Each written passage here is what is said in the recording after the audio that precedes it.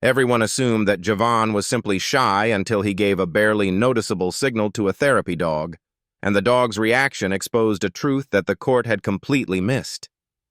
You could spend hours in a room with Javon Merrick and still be unsure whether he liked you, not because he was rude, but because he didn't talk. At 12 years old, he was skinny, dark-skinned, and always pulling at the sleeves of his hoodie as if trying to hide from the world. When he walked into the courtroom in Toledo, Ohio that morning, he barely made eye contact with anyone. He didn't cry, he didn't smile, and he didn't even blink much. The court officer attempted to give him a soft pat on the back as he guided him to the table, but Javon didn't respond. He didn't flinch, didn't lean in.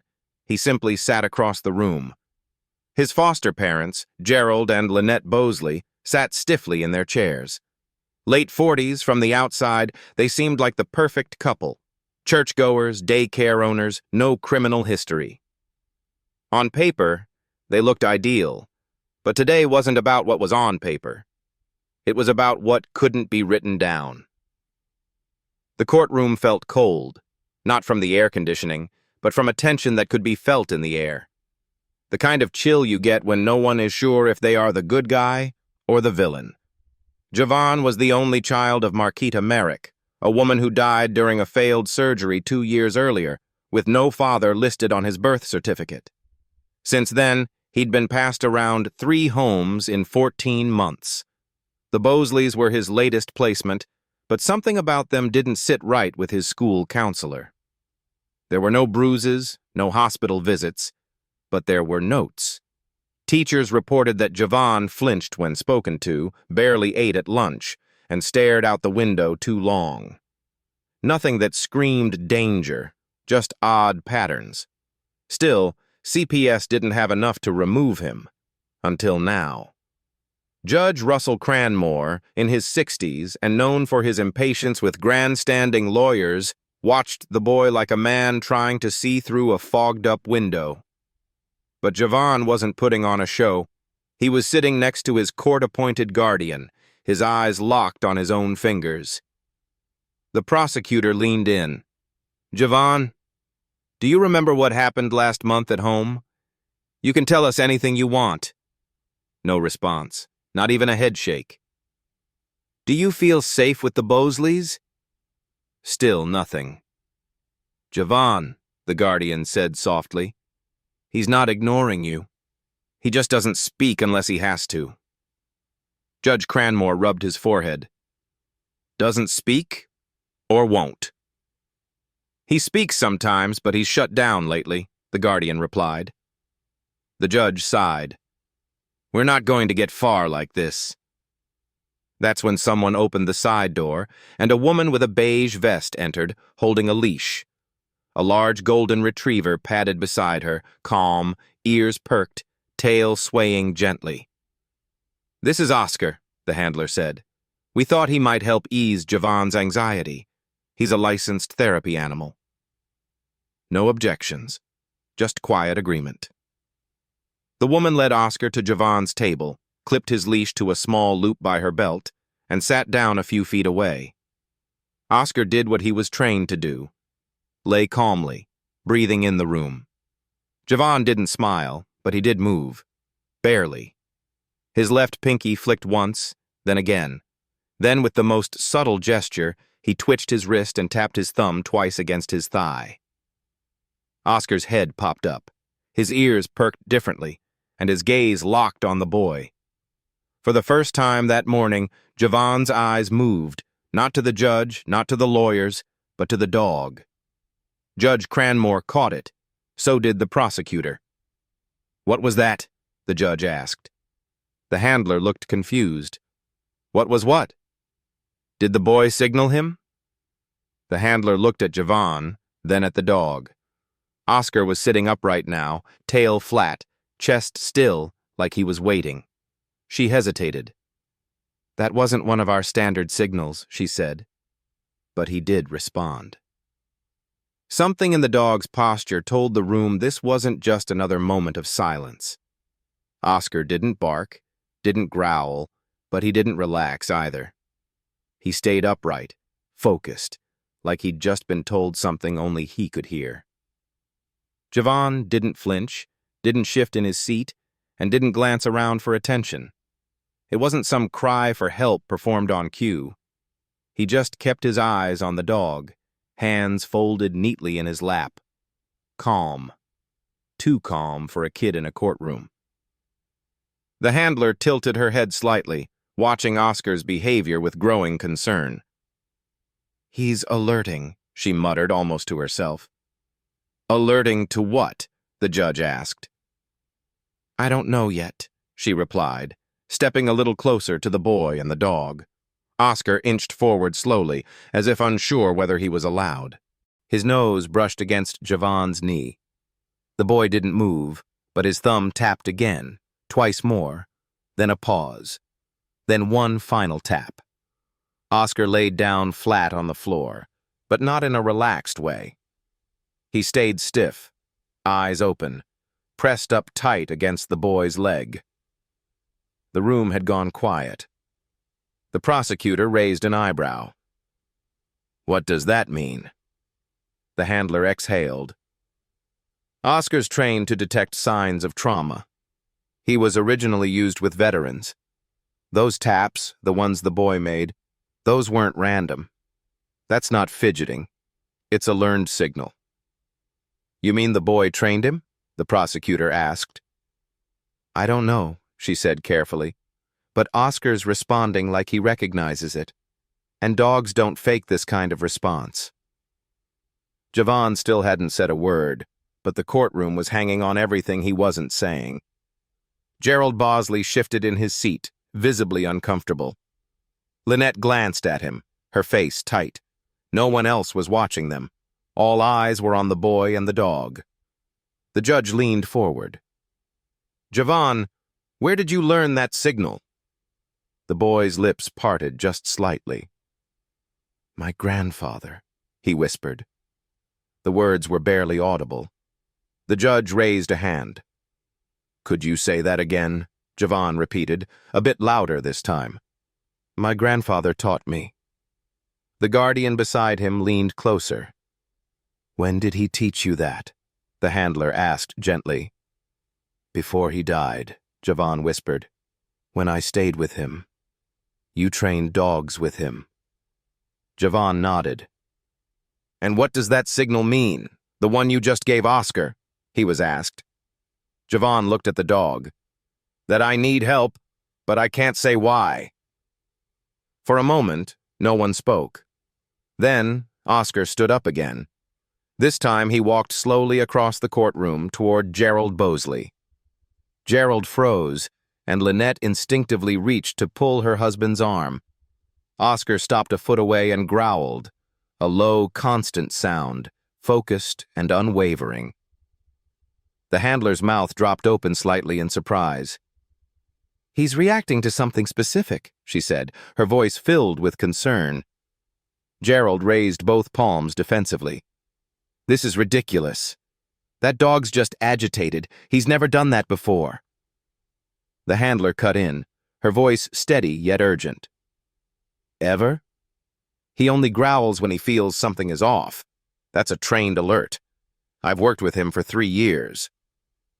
Judge Cranmore narrowed his eyes at Gerald. "Mr. Bosley, have you ever had an encounter with this dog before?" "Of course not," Gerald snapped. The prosecutor then asked carefully, "Why do you think Oscar's reacting to him?" The boy didn't answer, but his hands moved again, subtle, delicate motions of his fingers. The handler crouched beside the dog, observing closely. "He's giving him another signal," she whispered. "He's testing if Oscar remembers the full sequence." "Sequence?" the judge asked, his voice thick with disbelief. "He's trained. This isn't a fluke. This kid's not just calling for help. He's using operational commands, something that takes months to teach. And Oscar is responding." Oscar stepped forward again. Gerald stood up, a clear sign of growing agitation. "I'm not going to sit here while a mutt stares me down like I'm a criminal." "You might want to sit down, Mr. Bosley," Judge Cranmore warned, his tone stern. This court is not finished. What happened next made everyone realize that the boy's silence had never been the issue. It was what his silence had been protecting. Judge Cranmore was a man who had seen it all in 30 years on the bench, from gang trials to custody wars that tore families apart. But this was different. A boy barely speaking, a dog reacting to silent signals, and a foster father fidgeting like he had something to hide. The judge, usually composed, now looked over the top of his glasses at Gerald Bosley. "You're not under investigation yet, Mr. Bosley, but I suggest you stop talking unless spoken to." Gerald clenched his jaw and dropped back into his chair. Javon sat with his arms tightly crossed now, his fingers twitching subtly under the table. The courtroom wasn't loud, but the silence had an almost suffocating pressure to it, like everyone was afraid the next breath might break something important. The prosecutor stepped forward. "Javon, can you show us the full sequence you used with Oscar?" The boy didn't answer at first. He stared at the floor, blinked once, and then looked up at the judge. "Am I going to get moved again?" he asked quietly. "Moved where?" the judge asked, his voice softening. "To another house. Somewhere worse." "You're safe here, son," Judge Cranmore replied. "Just tell the truth." Javon hesitated but then gave a small nod.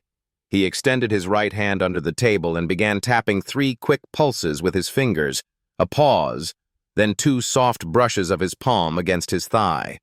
Oscar immediately stepped closer to the Bosleys. The door was open. Oscar looked at him, then walked away and sat by the fridge. Just sat there.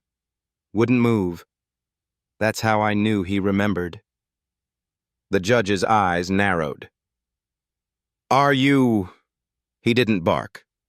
He sat down, then lowered his head and placed his paw forward. The move was deliberate, trained specifically to signal discomfort or danger near a person. The handler turned pale. "That's a high-level alert. That means Oscar believes this man is a threat. It's rare. We don't teach that lightly." The courtroom erupted into murmurs.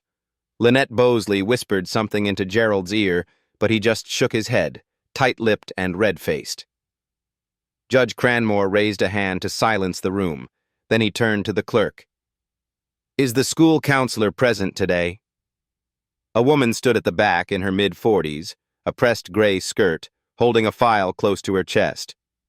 "Yes, Your Honor. I'm Denise Hadley, Liberty Middle School." "Miss Hadley, have you noticed any behavior from Javon that might support what we're seeing here?" Denise nodded and stepped forward. "Yes. Javon rarely speaks at school, but he's observant, hyper-aware. A few weeks ago, during lunch, a tray dropped behind him, and he dropped to the ground instantly, no hesitation, like a reflex. We thought it might be PTSD. Did he ever talk to anyone about what happened at home?" "No, but he did draw." Denise opened her file and produced 3 sheets of paper, each with a childish sketch in pencil. One showed a boy in a corner. Another had a man with angry lines for eyebrows. The third was a dog, detailed, accurate, wearing a vest.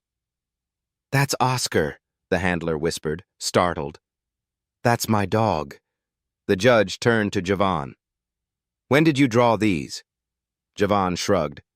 "A couple of weeks ago." "Did anyone help you with them?" "No." "Did you draw Oscar from memory?" Javon gave a single nod. "He trained at my grandpa's place." The handler blinked in surprise. "What's your grandfather's name?" "Wilbur Merrick." The handler's eyes widened. "I knew Wilbur. He ran a canine trauma response program in Fremont. We trained there twice a year. That man saved lives." The judge's expression changed. This boy wasn't just reacting. He had been part of something much bigger before everything fell apart. And suddenly the silence made sense. He wasn't scared to speak, he just trusted different methods, safer ones. But the most damning part wasn't the dog or the drawings. It was the fear behind Javon's calm, and the fact that no one had asked the right questions until now. The silence broke when Judge Cranmore stood up, not just a lean or a shift, but fully stood, his robe swaying slightly as he stepped down from the bench. He didn't say anything at first, just walked slowly toward the handler, the dog, and the boy. No one stopped him. No one breathed. He crouched down beside Oscar. The dog didn't flinch, still locked in that half-guarded stance. Tail flat, eyes sharp, not scared, not confused, ready. The way trained dogs are when they're protecting something that matters. "Javon," the judge said, his voice low, "has Oscar ever reacted to Mr. Bosley before?" "I only saw him once," Javon said, barely audible. "When was that?" 3 months ago when he came with the therapy lady to our house." That was news. The handler turned, eyes wide. "Oscar's never been placed with the Bosleys. That wasn't part of the program." Javon looked at her, then down at Oscar. "I heard Gerald yelling," he said softly, "telling me Oscar was reacting to him the same way before today." Javon nodded once. "Why didn't you say anything then?" The judge pressed, his voice softer now. Javon's voice dropped lower. "Didn't think it would matter." Gerald slammed his hand on the table. "This is absurd. You're letting a child and a mutt destroy our name." Cranmore stood up slowly, his gaze locking directly with Gerald's. "You're one outburst away from contempt. Sit down, Mr. Bosley." Gerald backed down, his face burning red with frustration. The handler stepped closer. "Your Honor, if I may, dogs like Oscar don't just respond to behavior. They pick up on tone, body tension, and scent changes. He's reacting to something real." "Could he be reacting to fear?" Judge Cranmore asked. "Yes," the handler replied, "but not just general fear, targeted fear. He knows it's coming from that direction," she pointed at Gerald, "and not from anyone else in the room." The prosecutor turned to Javon. "Did Gerald ever touch you?" There was a long pause before Javon answered, his voice soft. "Not where people could see." Lynette Bosley stood up in a panic. "He's lying. That boy has always hated us. He's difficult, withdrawn, impossible to deal with. You're just going to take his word?" "No," the judge interrupted. "We're going to take the word of a child who uses trained service commands to communicate because adults failed him too many times to count." He motioned to the bailiff. "Escort Mrs. Bosley outside until I say otherwise." Lynette began to argue, but the bailiff moved swiftly and she stopped with a heavy huff. She grabbed her bag and stormed out. Cranmore returned to his bench. "We're taking a short recess. Bailiff, keep Mr. Bosley here. The rest may step out." But Javon didn't move, neither did Oscar. The handler crouched beside him. "You okay?" she asked gently. Javon looked down. "I think he remembers more than I do." She smiled gently. "He remembers because you trained him and because you needed him to." When the room cleared, the judge requested both the guardian and the handler to remain. He pulled up a chair in front of Javon, leaned in, and said something no one else heard. The guardian's expression shifted from neutral to stunned. She leaned toward the handler. "He just told the judge he used to sleep with Oscar when his grandfather got sick. That Oscar was the only one who knew what the yelling meant, the only one who could tell if it was safe to walk into the kitchen." "Yelling from who?" the handler asked. Javon looked up. "My Uncle Gerald." The room froze again, even with only 3 people inside. But now, it wasn't just about protecting a child. It was about unraveling how someone like Gerald ever became a foster parent in the first place. It wasn't listed in any file, no caseworker flagged it, no judge had made the connection, until now. But once Javon said it, "My Uncle Gerald," it reframed everything. Gerald Bosley wasn't just some foster dad. He was family. Distant, yes, but blood. The type of connection that slips through the cracks when paperwork gets rushed, and files don't talk to each other. The guardian's voice was tight. How long have you known Gerald was your uncle? Javon shrugged.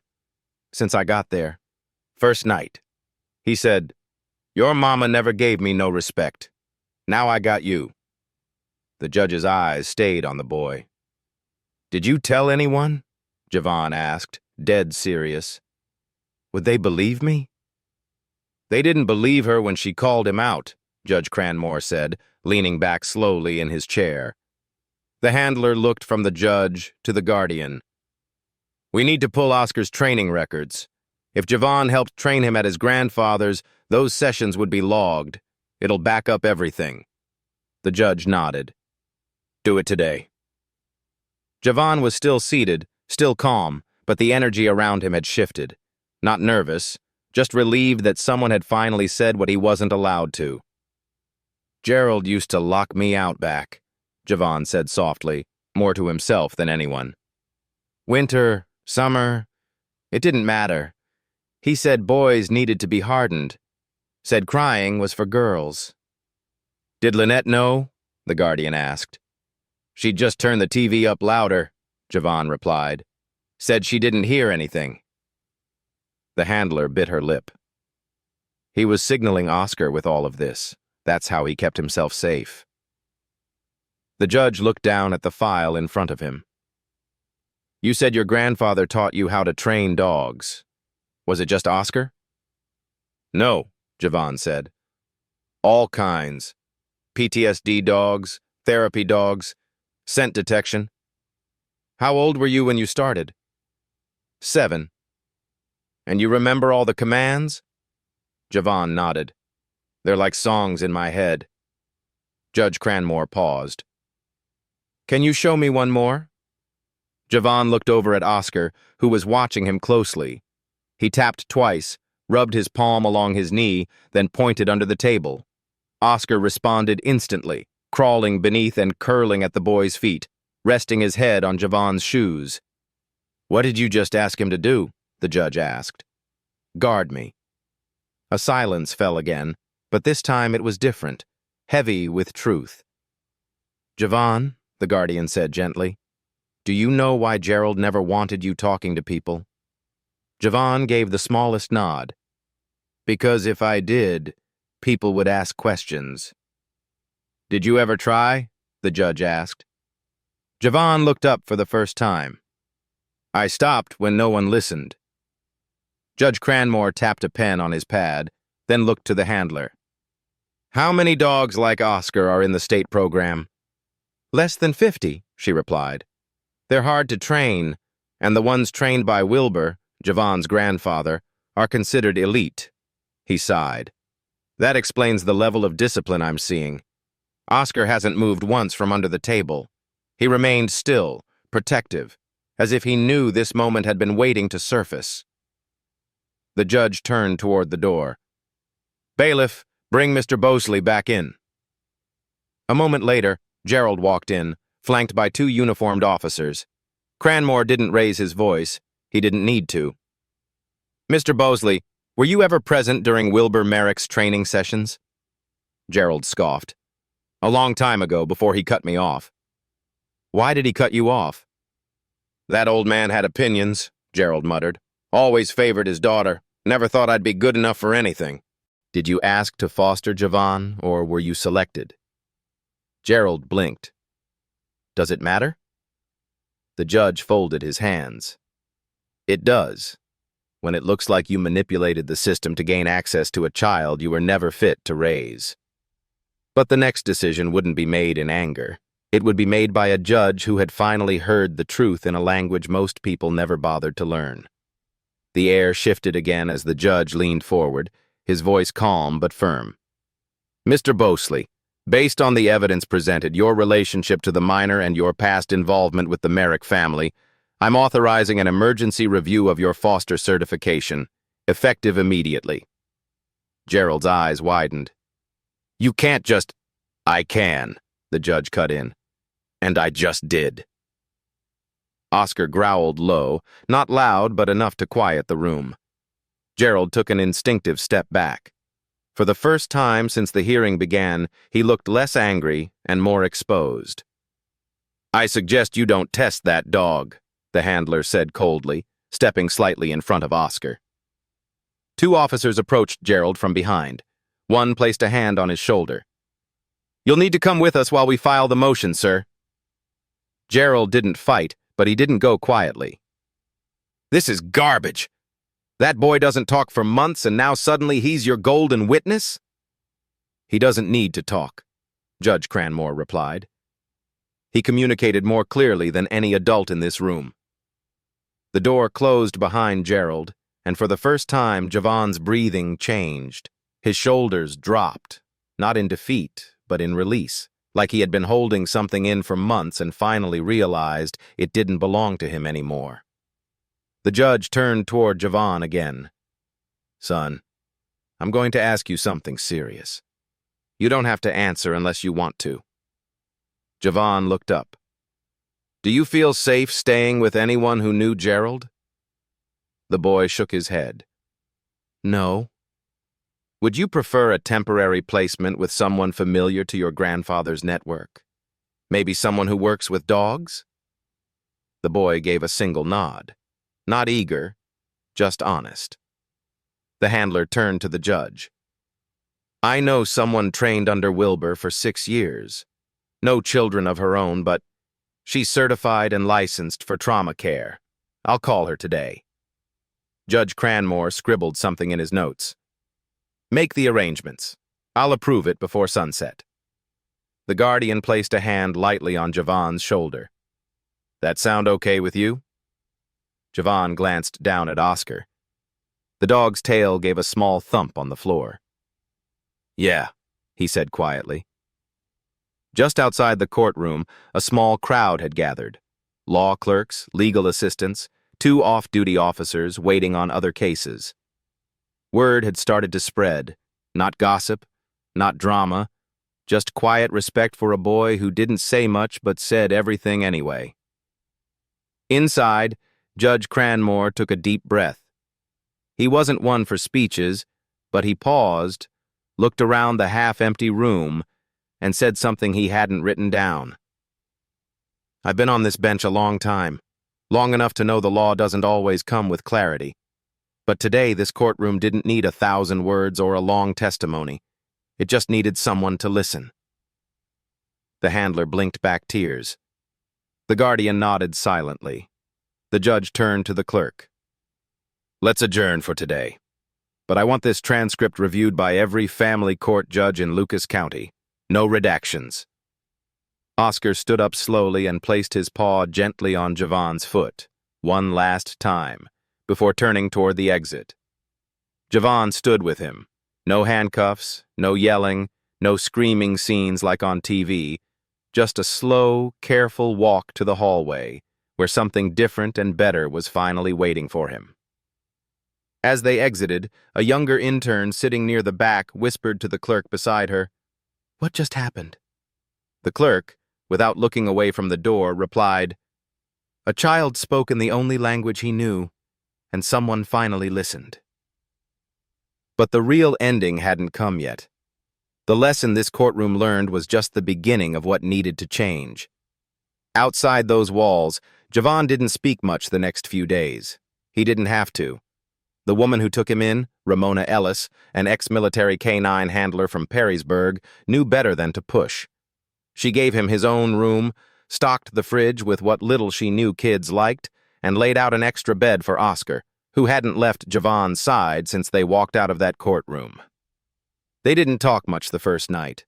Ramona simply handed him a folded blanket, said, "Bathroom's down the hall," and turned on the porch light before going to bed. No questions, no big speeches, just space, real space. It wasn't a miracle fix. He still flinched at doors opening too fast, still checked behind himself twice before entering a room.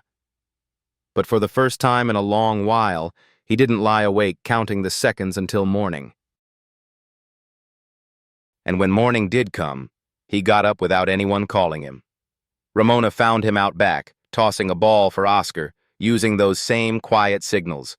A twitch of the fingers, a nod, a quick tap. Oscar moved like he already knew the day's rhythm. She brought out 2 mugs, coffee for her, hot cocoa for him. "You trained him well," she said. Javon just shrugged. "Wilbur taught me too. Years ago we ran drills in an old warehouse with busted floors and no heat. That man could turn any stray mutt into a service dog in 2 weeks flat." Javon didn't answer, but his mouth twitched a little, just slightly, maybe the start of a smile. "You don't have to talk, Javon," she said. "But I'm here when you're ready." He paused. "Why do you say yes?" Ramona looked up at the sky like she was choosing her words from it. "Because someone gave me a shot when I came back from Afghanistan and couldn't walk into a grocery store without shaking. You deserve that too." He let that sit for a second. "Then people never listen." She sipped her coffee. "They're listening now." In the days that followed, more information surfaced. Old reports, discarded complaints from Gerald's former co-workers, notes that never made it to the case file. A system full of gaps until a dog filled one. Judge Cranmore personally requested an internal review of the foster agency's vetting process. 2 caseworkers were reassigned. Lynette Bosley was questioned for neglect. Gerald was charged with multiple counts of child endangerment, emotional abuse, and 1 count of perjury. The story made local news, but it wasn't Javon's face on TV. It was Oscar's. The headline under the evening segment read, "Therapy Dog Helps Expose Abuse Case. Boy's Silent Signals Lead to Breakthrough." They got it wrong, of course. It wasn't just a dog. It was a child who knew a language that didn't rely on shouting. A child who had waited for someone, anyone, to take his quiet seriously. Back at Ramona's house, things weren't perfect. He still didn't say much at school, still flinched when people raised their voices, but he smiled more, ate full meals, and slept through the night. And one Friday afternoon, he pulled out a worn notebook and started writing. At the top of the page, he wrote, "How to Train Dogs Who Listen Without Words." Ramona saw the title but didn't say anything. She didn't have to. When Judge Cranmore retired later that year, he kept 1 file from his entire career. Not a murder case, not a fraud scheme, but Javon's. He kept it to remind himself that justice doesn't always come from the loudest voices. Sometimes it comes from those who were quiet too long. So if there's one thing to take from Javon's story, it's this. When someone goes quiet, don't assume they have nothing to say. Maybe they're just waiting for the right kind of listener. If this story meant something to you, subscribe to the channel and share it with someone who might need to hear it. Because sometimes, the most powerful voices are the ones we almost missed.